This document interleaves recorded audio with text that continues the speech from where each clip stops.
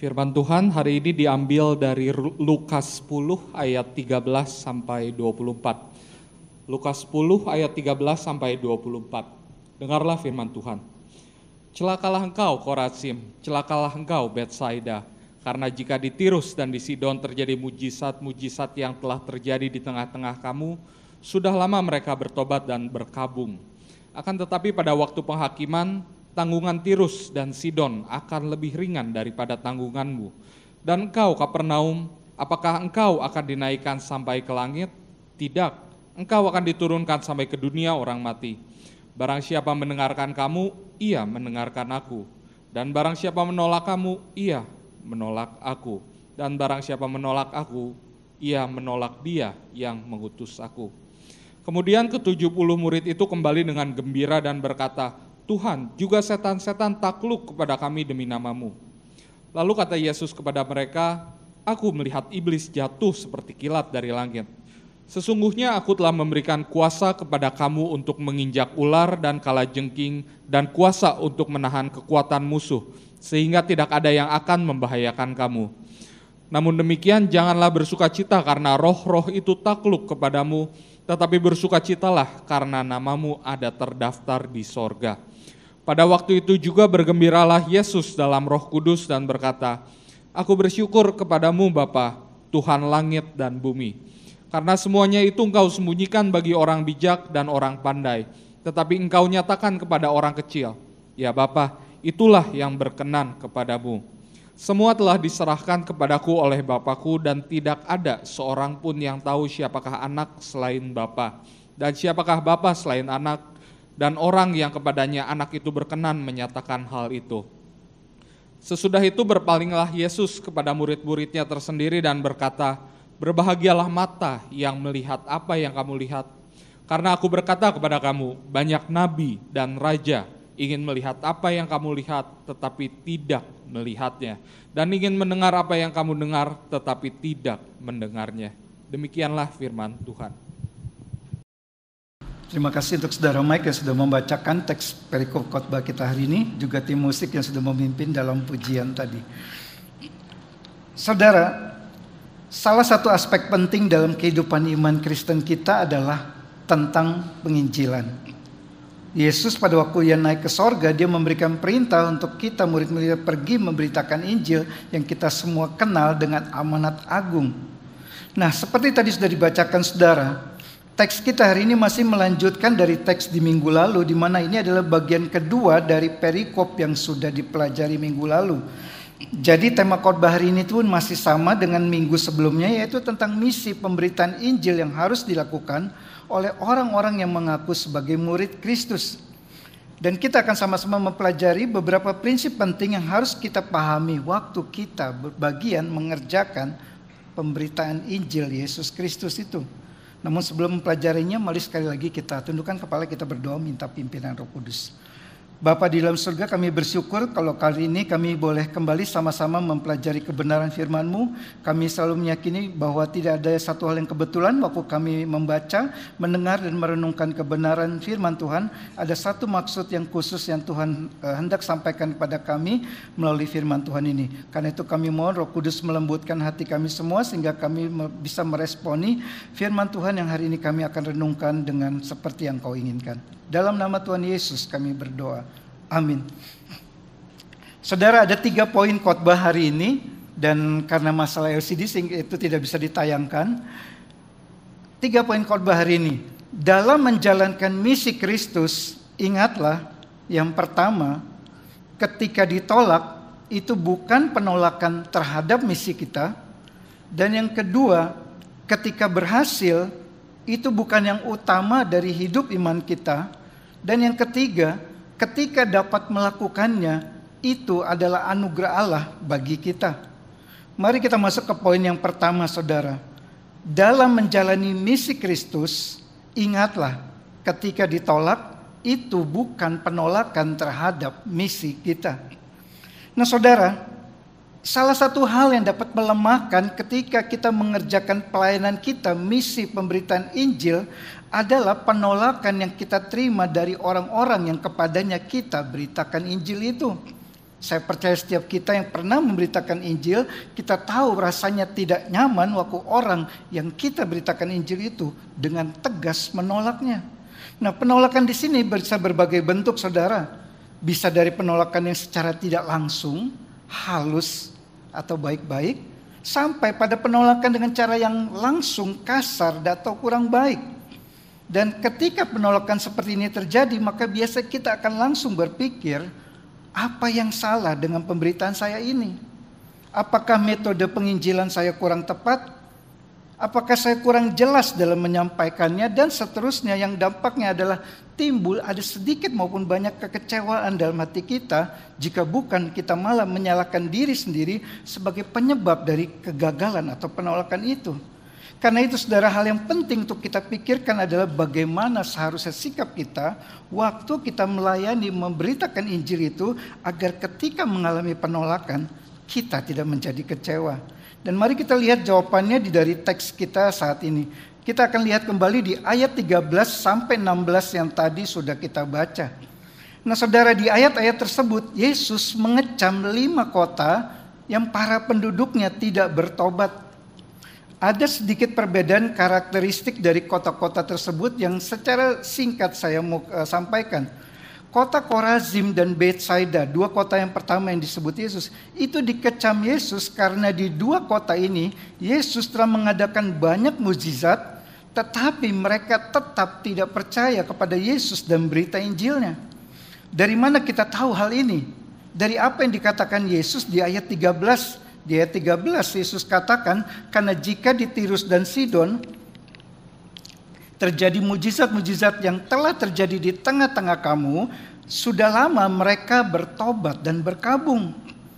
Jadi Yesus katakan kepada mereka, kalau di sini, kalau di Tirus dan Sidon itu terjadi mujizat seperti yang terjadi di sini, maka mereka pasti bertobat. Artinya, saudara, Betsaida dan Korazim sudah melihat begitu banyak mukjizat dilakukan Yesus, tapi tetap mereka tidak percaya kepada Yesus. Lalu Tirus dan Sidon, saudara, 2 kota ini dikecam Yesus karena dari dulu mereka hidup dalam dosa, dan sejak zaman para nabi perjanjian lama sudah diperingatkan untuk bertobat, tapi mereka tetap tidak mau bertobat. Bahkan ketika para murid Yesus pergi memberitakan Injil di sana pun, mereka tetap mengeraskan hati dan tidak mau percaya kepada Yesus. Lalu kota yang terakhir, Kapernaum. Bagaimana dengan Kapernaum? Kapernaum sering dikatakan sebagai kotanya Yesus sendiri. Penduduk kota ini banyak melihat mujizat Yesus dan mendengar banyak pengajaran yang diajarkan Yesus. Dan karenanya penduduk kota ini merasa diri mereka sudah cukup baik. Merasa mereka adalah orang-orang yang diperkenan Allah, padahal mereka pun sebagian besar sebenarnya tidak menerima Yesus. Karena itu Yesus mengecam orang-orang Kapernaum tersebut di ayat 15 dengan satu pertanyaan retorik. Dan engkau Kapernaum, apakah engkau akan dinaikkan ke langit? Tidak, engkau akan diturunkan sampai ke dunia orang mati. Mereka merasa percaya diri, merasa diri mereka baik-baik saja, tapi Yesus mengecam mereka karena ketidakpercayaan mereka itu. Nah, saudara, terkait dengan kecaman Yesus itu, ada perbedaan antara apa yang ditulis Markus dengan apa yang ditulis oleh Lukas.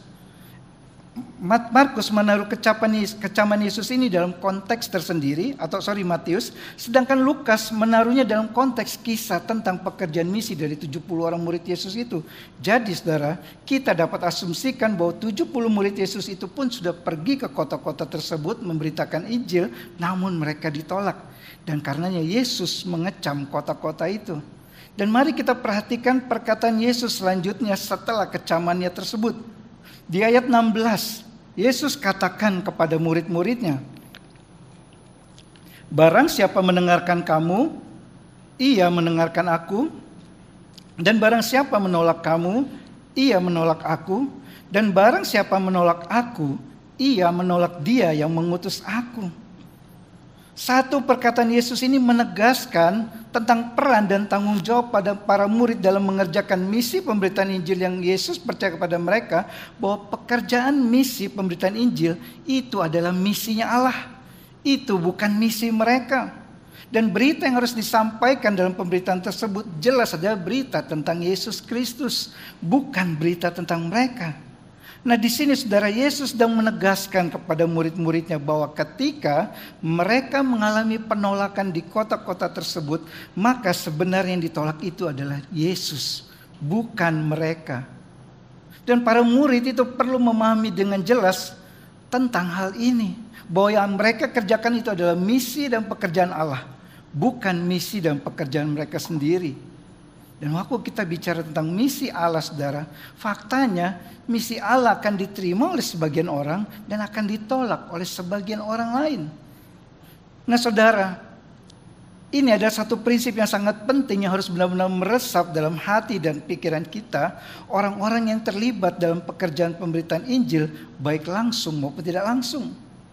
Mengapa harus kita resapi dengan benar hal ini, saudara? Karena sangat bisa terjadi tanpa sadar kita menjadikan misi pelayanan, misi pekerjaan Injil yang adalah misi Allah itu sebagai misi pribadi kita. Sangat bisa terjadi kita lupa bahwa tugas kita hanyalah melakukan misi itu dengan benar dan setia. Kita sering salah berpikir bahwa hasil dari pelayanan kita, hasil dari pemberitaan Injil kita, itu pun milik kita, bagian kita, itu ditentukan oleh kita. Dan sikap sepertinya akan berdampak pada cara menginjili yang tidak tepat, motivasi menginjili yang salah yang pada akhirnya akan berujung pada respons yang juga salah, waktu hasil dari pelayanan kita maupun pemberitaan Injil kita tidak sesuai dengan yang kita harapkan. Jadi saudara, melalui kisah ini, kiranya kita semua kembali diingatkan bahwa setiap pelayanan yang kita lakukan, pekerjaan misi pemberitaan Injil yang kita lakukan dimanapun saja, semuanya itu saudara, itu adalah misi Allah yang Allah percayakan kepada kita untuk kita kerjakan. Ini bukan tentang kita, ini juga bukan misi kita. Respons apapun juga dari yang kita lakukan, entah itu penolakan atau kegagalan, itu adalah bagiannya Allah. Nah saudara, bagaimana kalau yang terjadi adalah kebalikannya? Bagaimana kalau pelayanan kita atau pemberitaan Injil yang kita lakukan itu berhasil? Orang-orang yang kita injili itu memberikan respon seperti yang kita harapkan. Seperti apa harusnya kita meresponi keberhasilan itu? Jika sebelumnya tadi kita sudah melihat bahwa kalau ditolak, maka kita tidak perlu menjadi kecewa karena itu bukan penolakan terhadap misi pribadi kita. Maka sekarang bagaimana kalau kita berhasil dalam pelayanan kita, dalam pemberitaan Injil kita? Sikap apa yang seharusnya kita miliki? Kita masuk ke poin yang kedua, saudara. Dalam menjalankan misi Kristus, ingatlah, ketika berhasil, itu bukan yang utama dari hidup iman kita. Saudara, dua sisi ini selalu ada waktu kita menjalankan pelayanan maupun tugas misi pemberitaan Injil Yesus Kristus. Ada waktunya kita melihat keberhasilan, Injil diterima, orang-orang menjadi percaya kepada Yesus. Dan ada waktunya kita melihat kegagalan, seperti sebuah kegagalan. Injil ditolak, orang-orang tidak percaya pada Yesus. Nah tentu saudara, jika kegagalan atau penolakan akan membawa pada kekecewaan, maka sebaliknya, sebuah penerimaan atau keberhasilan akan membawa pada kegembiraan. Dan adalah hal yang aneh dan gak wajar kalau kita tidak menjadi gembira ketika melihat orang kita injili menjadi percaya dan menerima Kristus sebagai Tuhan dan Juru Selamat mereka. Namun saudara, dalam merasakan kegembiraan karena keberhasilan itu, kita perlu tetap mengingat bahwa yang utama dalam hidup iman kita bukan soal berhasil atau tidak berhasilnya pelayanan kita, bukan soal berhasil atau tidak berhasilnya penginjilan yang kita lakukan, tapi soal karya anugerah keselamatan yang telah Allah kerjakan bagi kita. Dan inilah yang dikatakan Yesus di ayat selanjutnya. Mari kita lihat kembali di ayat 17 sampai 20. Di ayat 17 sampai 20, kita lihat di situ saudara. Berbeda dengan ayat-ayat sebelumnya, di ayat 17 sampai 20 kita melihat adanya keberhasilan dari tugas misi yang dilakukan para murid itu. Dikatakan di ayat 17 mereka kembali dengan gembira, dan alasan dari kegembiraan mereka adalah karena setan-setan takluk kepada mereka karena nama Yesus. Mungkin mereka tidak menyangka bahwa mereka juga dapat mengusir setan seperti yang dilakukan Yesus, sehingga mereka katakan juga setan-setan takluk kepada kami. Dan Yesus menambahkan kisah gembira tersebut dengan mengatakan bahwa ia melihat iblis jatuh seperti kilat dari langit, serta menegaskan kembali bahwa ia memberikan kuasa kepada mereka dengan begitu besar, sehingga dikatakan Yesus di ayat 19, tidak ada yang dapat membahayakan mereka. Nah saudara, apa yang dapat kita lihat dari kisah keberhasilan yang diceritakan para murid tersebut, serta respons Yesus terhadap kisah mereka? Ada 3 prinsip kebenaran yang bisa kita lihat dari interaksi Yesus dengan para murid ini. Yang pertama saudara, bahwa pekerjaan misi Injil adalah sesuatu yang sifatnya kosmik. Jika para murid melihat dari sisi fenomena yang terlihat oleh mata fisik mereka, setan-setan takluk di hadapan mereka, Yesus melihat jauh lebih besar dari itu, yaitu sebuah peperangan kosmik di alam roh antara kuasa Allah dan kuasa iblis. Antara terang dan gelap, antara kebenaran dan kejahatan. Sehingga Yesus katakan di ayat 18, aku melihat iblis jatuh seperti kilat dari langit. Bukan sekedar iblis tunduk dan lari dari para murid yang mengusir setan, mengusir mereka dalam nama Yesus. Itu yang pertama saudara yang bisa kita lihat dari interaksi Yesus dan para murid. Yang kedua saudara, kita melihat di sini ada penegasan dari Yesus tentang siapa pemilik dari keberhasilan misi para murid itu. Bahwa kemenangan itu adalah kemenangan dari kuasa Allah atas iblis, bukan kemenangan kuasa para murid atas setan-setan. Yesus katakan di ayat 19, aku telah memberikan kuasa kepada kamu untuk menginjak ular dan kalajengking, serta kuasa untuk menahan kekuatan musuh. Perkataan Yesus ini adalah satu penegasannya bahwa kemenangan para murid itu adalah milik Yesus, bukan milik mereka, sehingga mereka tidak bisa membanggakan diri mereka atas apa yang terjadi, atas keberhasilan misi tersebut. Mereka dapat menang atas setan-setan karena Yesus telah memberikan kuasa dan otoritasnya kepada mereka. Itu yang ketiga. Dan prinsip yang ketiga yang kita lihat dari interaksi ini saudara, yaitu konfirmasi dari Yesus bahwa ada penyertaan Allah dalam tugas pemberitaan Injil yang para murid kerjakan itu. Bahwa para murid memiliki satu jaminan pasti dari Yesus sendiri, bahwa dalam pekerjaan pemberitaan Injil itu mereka tidak melakukan sendirian, tapi ada kuasa Allah yang menyertai pelayanan mereka.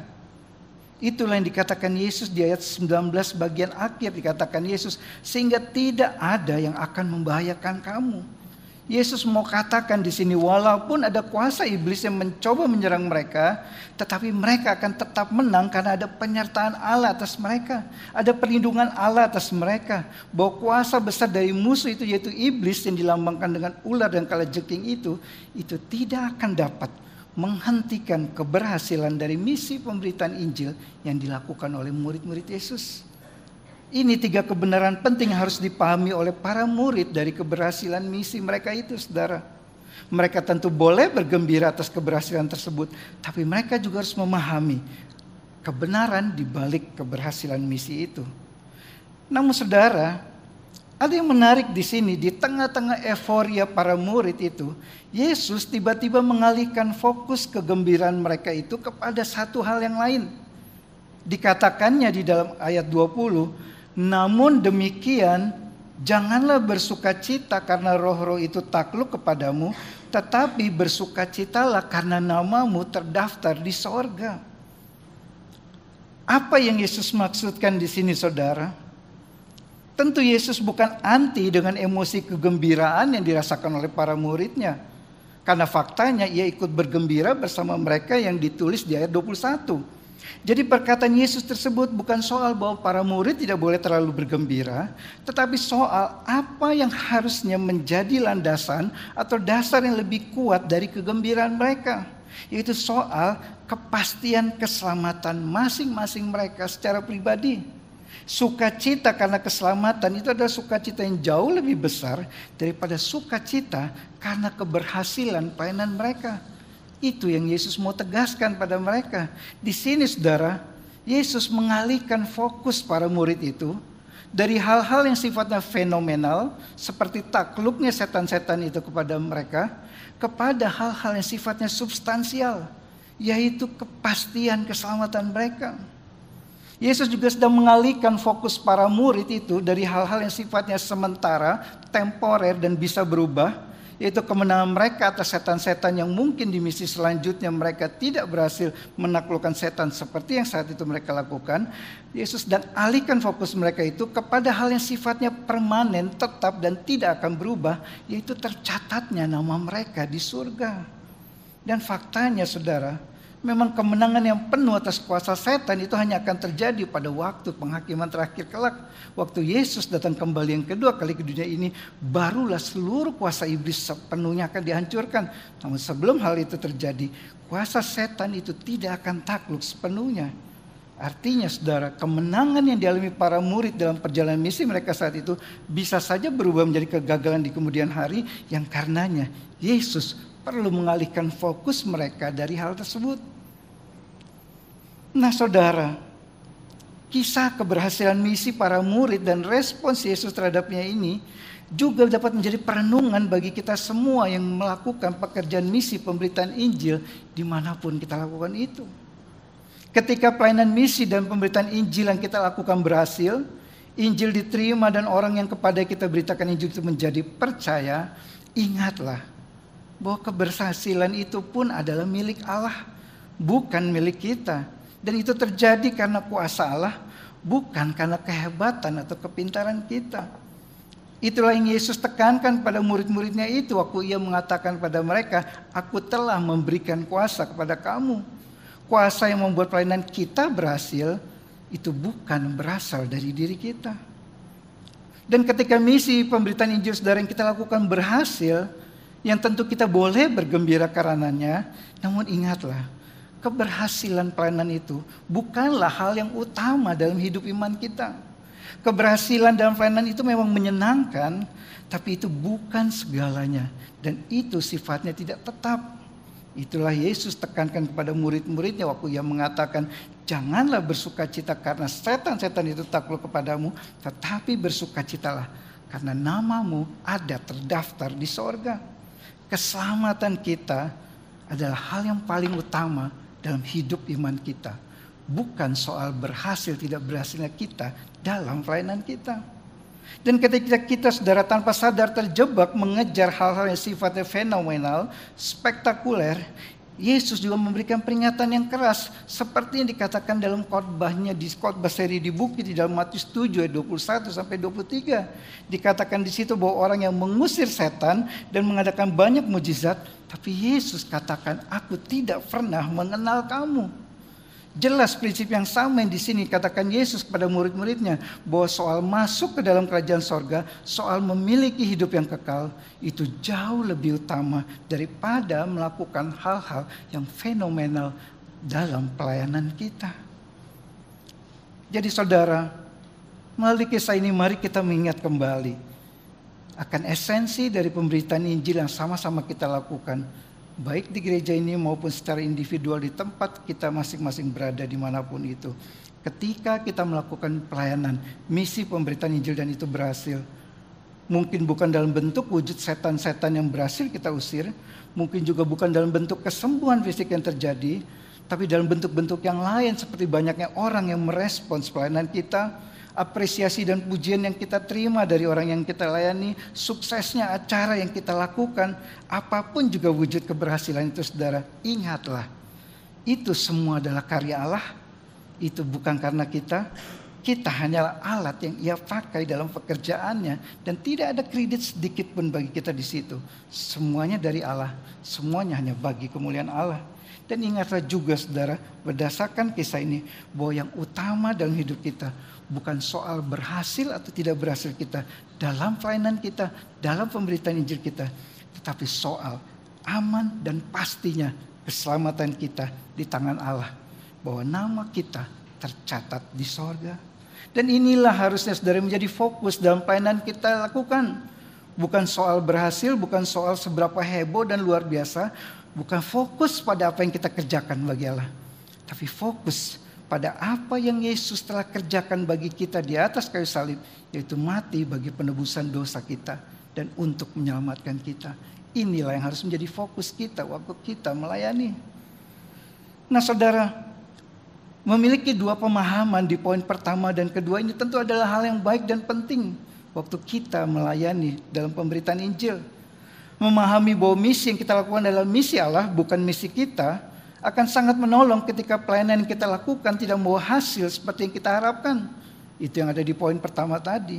Dan memahami bahwa yang utama dalam hidup kita ini adalah tentang keselamatan kita, bukan soal keberhasilan dalam pelayanan kita, akan menolong kita untuk tetap rendah hati dan tidak menjadikan keberhasilan dalam pelayanan sebagai yang paling penting dan segalanya dalam hidup iman kita. Ini yang ada di poin kedua. Namun saudara, kedua hal itu belum cukup. Kita butuhkan satu fondasi yang sangat kuat, kokoh, solid, sehingga kita tidak terjebak pada euforia singkat ketika berhasil maupun kekecewaan yang mendalam ketika gagal dalam pelayanan dan pemberitaan Injil kita. Apa fondasi itu saudara? Kita masuk ke poin yang ketiga, yang terakhir. Dalam menjalankan misi Kristus, ingatlah, ketika kita dapat melakukannya, itu adalah anugerah Allah bagi kita. Nah saudara, poin yang ketiga ini sebenarnya adalah poin yang paling utama dibandingkan poin 1 dan 2. Mengapa demikian saudara? Karena sebelum kita bicara tentang mengerjakan misi pemberitaan Injil bagi Yesus, sebelum kita bicara tentang kegagalan atau keberhasilan dalam misi yang kita lakukan, maka jauh sebelumnya kita harus bicara tentang pengenalan kita akan Allah dalam Yesus Kristus. Tanpa sebelumnya kita mengalami pengenalan pribadi akan Allah di dalam Yesus Kristus, maka kita tentu tidak bisa bicara tentang melakukan misi memberitakan Kristus. Dan bicara tentang pengenalan pribadi akan Yesus Kristus, artinya kita bicara tentang kedaulatan anugerah Allah bagi kita.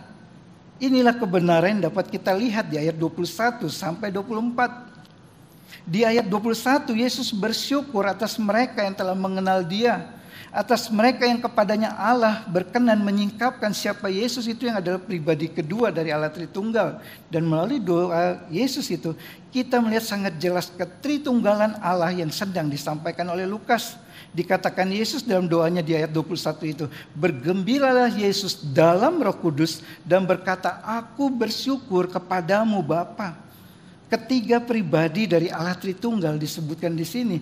Dan setelah doa ucapan syukur itu, dikatakan Lukas, Yesus berpaling kepada murid-muridnya dan mengucapkan ucapan berkat bagi mereka tentang berapa beruntung dan berbahagianya mereka yang mengenal dirinya. Dan bagaimana para murid itu dapat mengenal Yesus, saudara? Karena anugerah Allah bagi mereka sehingga mereka dipilih Allah untuk bisa mengenal siapa Yesus. Seperti yang dikatakan Yesus di ayat 21.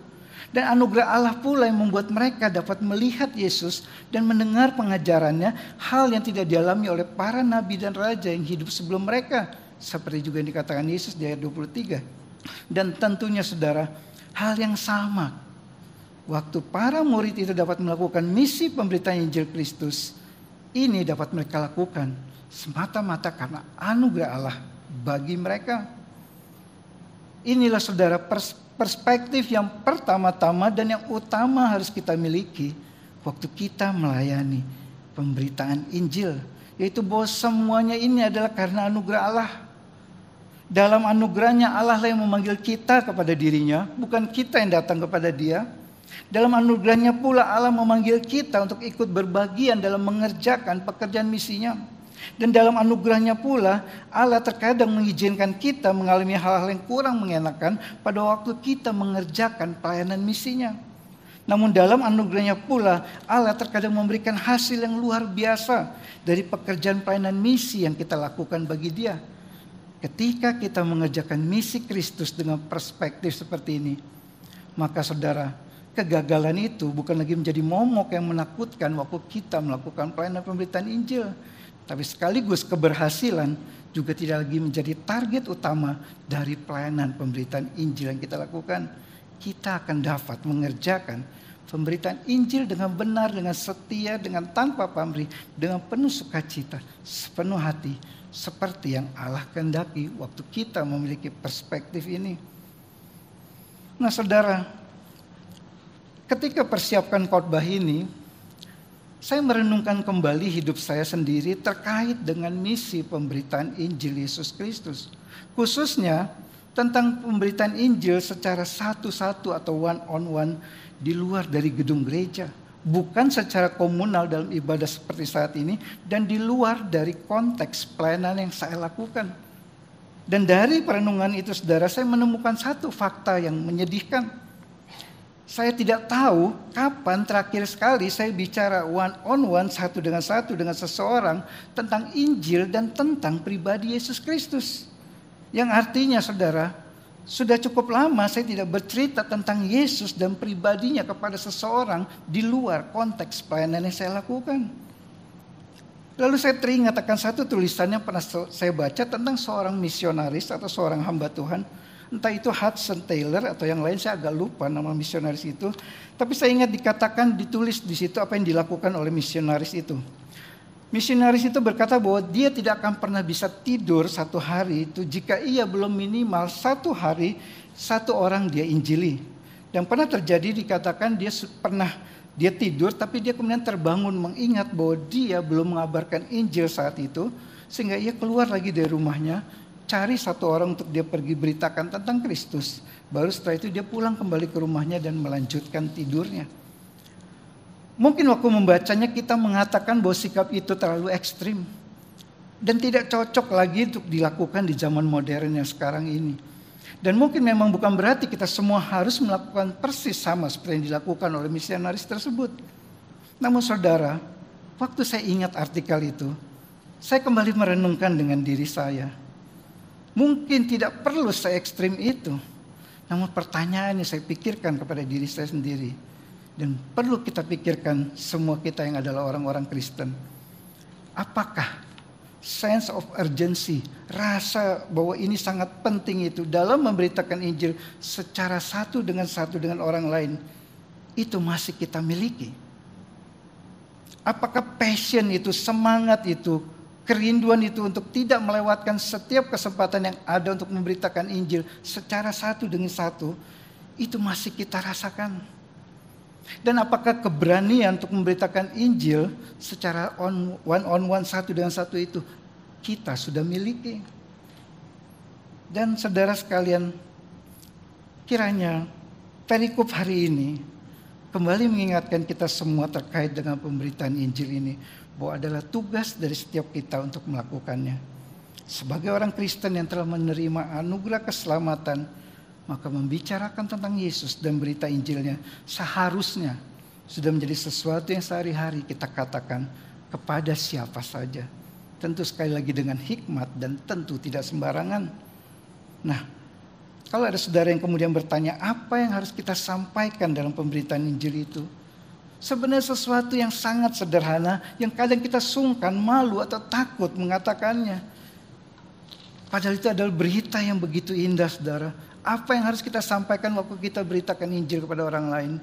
Kita hanya menceritakan tentang kasih Allah yang begitu besar bagi orang-orang berdosa seperti kita ini, sehingga Kristus rela mati di atas kayu salib bagi penebusan dosa kita, agar kita bisa berdamai kembali dengan Allah, mendapatkan pengampunan dosa dari Allah, dibenarkan Allah, dan bisa mewarisi hidup yang kekal bersama dengan Allah. Mari kita bawa berita Injil anugerah yang begitu agung ini kepada orang-orang di sekitar kita, agar mereka pun juga dapat diselamatkan. Karena Injil adalah kekuatan Allah yang menyelamatkan setiap orang yang percaya. Kiranya Roh Kudus menolong kita, memberikan pada kita hikmat dan keberanian untuk terus memberitakan tentang Yesus dan Injilnya sampai Kristus datang kembali yang kedua kali untuk menjemput kita. Amin. Mari kita berdoa.